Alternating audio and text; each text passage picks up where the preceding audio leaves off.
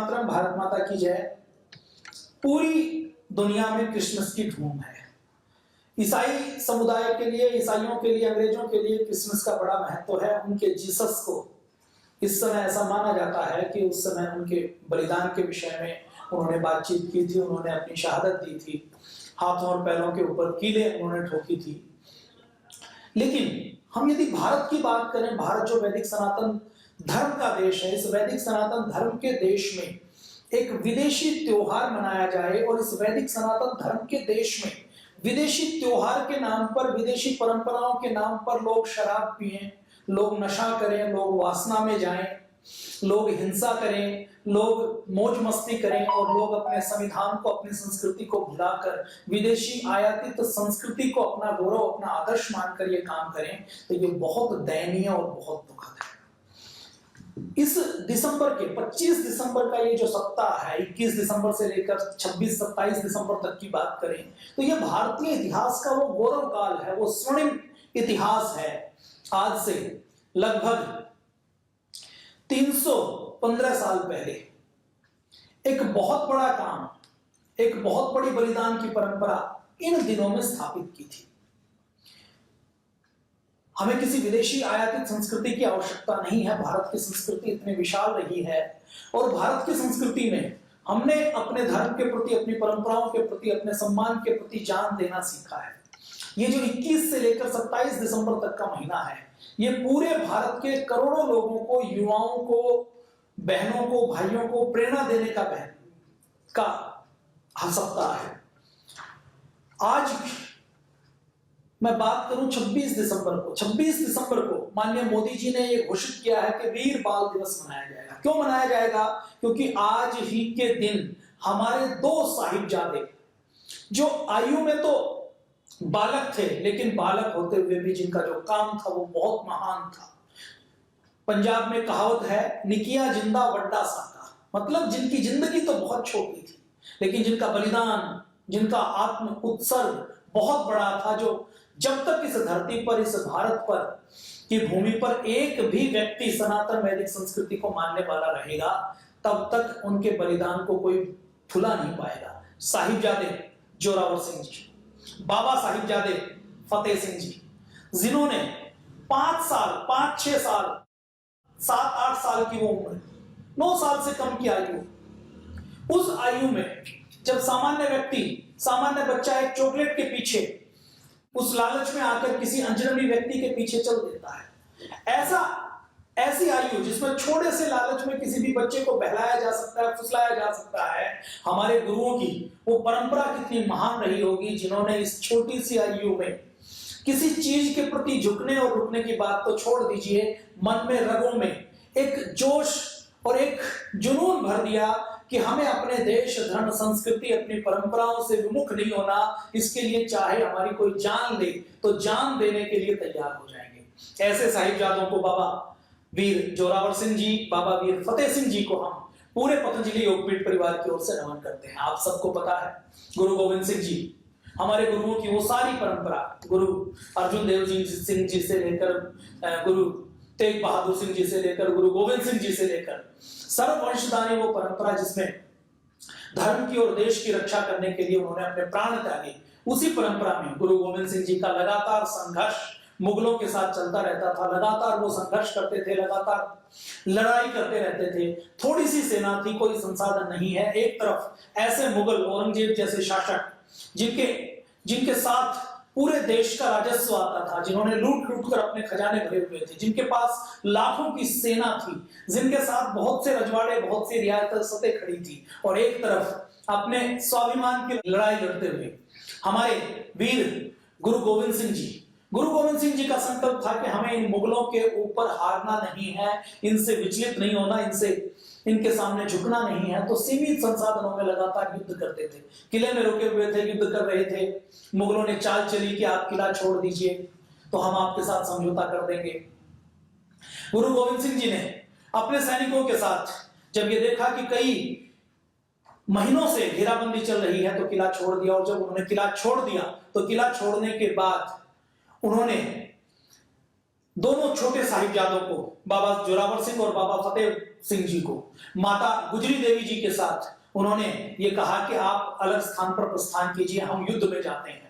और अपने दोनों बड़े साहिबजादों के साथ सरदार अजीत सिंह जी और सरदार जुझार सिंह जी को साथ लेकर चमकौर के युद्ध में लड़ चले। युद्ध कैसा था चमकौर का? एक तरफ मुगलों की लाखों की सेना थी, एक तरफ कुछ हजार की सिख हमारे क्रांतिकारियों की, बलिदानियों की सेना थी। उस छोटी सी सेना ने चमकौर के युद्ध में एक ऐसा इतिहास रचा कि आज पूरे दुनिया में जब युद्ध को पढ़ाया जाता है तो ये पढ़ाया जाता है कि चमकौर का जैसा युद्ध हुआ, वहां पर एक पक्ष और शत्रु पक्ष के बीच में जो सैनिकों का रेशो था वो दुनिया में सबसे अधिक था। उस चमकौर के युद्ध में गुरु गोविंद सिंह जी की सेना ने पूरा मुगलों की सेना के साथ लोहा लिया, मुगलों के सैनिकों को गाजर मूली की तरह काटा। और जब सैनिक कम पड़े तो बड़े साहिबजादे सरदार अजीत सिंह जी, जिनकी आयु केवल 17 वर्ष की थी और जिनके समान युद्ध तलवार चलाने वाला कोई भी व्यक्ति पूरे उस समय पूरी सिख संगत में, पूरी सेना में नहीं था, ऐसे सरदार अजीत सिंह जी ने कहा कि अब आवश्यकता है, मैं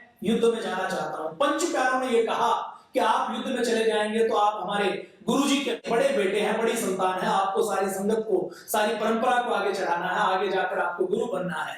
लेकिन जब बेटे की इच्छा देखी तो गुरु गोविंद सिंह जी ने कहा कि नहीं, मेरा बेटा भी युद्ध में लड़ने के लिए जाएगा।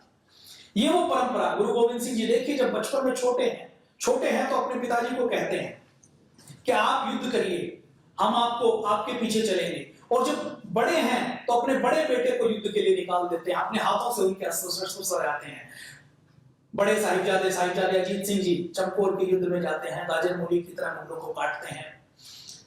तीर खत्म होने वाले हैं तो मुगलों ने उनको घेर लिया, तलवार से लड़ाई करते हैं, तलवार टूट जाती है और सैकड़ों की संख्या में टिड्डियों की तरह मुगल घेर कर बड़े साहिबजादे अजीत सिंह जी के ऊपर हमला करते हैं और उनको बड़े संख्या में शत्रुओं के बीच में वो अपनी शहादत देते हैं, अपना बलिदान देते हैं। उसके बाद छोटे साहिबजादे जुझार सिंह जी, वो जब देखते हैं कि बड़े भाई ने बलिदान कर दिया तो उनकी आयु लगभग 15 वर्ष की आयु थी, वो भी युद्ध में उतर जाते हैं, तलवार चलाते हुए अपना बलिदान दे देते हैं। उधर माता गुजरी देवी अपनी दादी के साथ जो दो छोटे साहिबजादे सरदार जोरावर सिंह जी और सरदार फतेह सिंह जी दोनों जा रहे हैं, जाते हुए वो कहीं सुरक्षित निकलने के लिए मार्ग देख रहे हैं तो रास्ते में उनको एक देशद्रोही मिलता है। गंगू नाम का जो पुराना सेवक, जो देशद्रोही था, वो ये कहता है कि मैं आपको सुरक्षित रखूंगा। वो उनको लेकर जाता है और लेकर जाने के बाद वो उस जगह का पता, उस समय सर हिंद का जो नवाब होता है वजीर खान को बता देता है। वजीर खान के सैनिक जाते हैं, सैनिकों के साथ दोनों छोटे साहिबजादों को दादी के साथ, माता गुजरी देवी जी के साथ गिरफ्तार कर लिया जाता है। गिरफ्तार करने के बाद उनको कहा जाता है कि तुम यदि हार मान लो, तुम यदि मुसलमान बन जाओ तो तुम्हें छोड़ देंगे। उनको डिगाने के लिए, उनको डराने के लिए ठंडे बुर्ज में पूरी रात उनको रखा जाता है। दिसंबर की वो कड़कड़ाती ठंड, जब कई लेयर कपड़े पहनने के बाद भी शरीर कपकपाता है, उस समय उन छोटे बच्चों ने बिना किसी कपड़े के खुली एक बुर्ज में कैसे समय निकाला होगा, आप कल्पना करके देखिए। पूरी रात उनको यातनाएं दी गई। सुबह उनको वजीर खान की अदालत में पेश किया गया। वजीर खान ने कहा कि यदि अपना धर्म परिवर्तन कर लो तो मैं तुम्हें छोड़ दूंगा। वजीर खान को यह लगता था कि केवल हम कुछ लोगों को मारते हैं तो वो कम विजय है, ये वो बलिदानी परंपरा का वंश है। इस वंश में इनके दादा परदादा ने धर्म नहीं बदलने के लिए गर्म कढ़ाई में उबलना पसंद किया, जिन्होंने अपने शरीर के ऊपर गर्म रेत डलवा लिया, गर्म तेल डलवा ली, लेकिन जिन्होंने अपना धर्म नहीं बदला, उस परिवार के बच्चों का यदि हमने धर्म परिवर्तन कर दिया, इनको फुसला दिया, इनको बहला दिया, तो ये हमारी बहुत बड़ी विजय होगी और हम पूरे भारत को मुस्लिम बना पाएंगे। लेकिन उन बच्चों का हौसला देखिए, उनके अंदर कितने जुनून थी। उन बच्चों ने कहा कि नहीं, हम धर्म नहीं बदलेंगे। उन्होंने खुद वजीर खान से सवाल किया कि यदि हम मुसलमान हो गए तो क्या हमारी जान नहीं जाएगी। जब वजीर खान ने कहा तुम मुसलमान बन जाओ, मुसलमान नहीं बनोगे तो मैं तुम्हें मार डालूंगा, तो वो कहते हैं कि यदि मुसलमान बन गए तो तुम्हारी गारंटी है कि हम कभी मरेंगे नहीं। जब वजीर खान ने कहा कि नहीं, मुसलमान भी मरते हैं, तो उसने कहा कि जब मुसलमान भी मरते हैं तो हमारे पूर्वज जिस धर्म संस्कृति का पालन करते हुए मरे हैं, हम उसी धर्म संस्कृति का पालन करते हुए मरना पसंद करेंगे, लेकिन धर्म परिवर्तन करना पसंद नहीं करेंगे।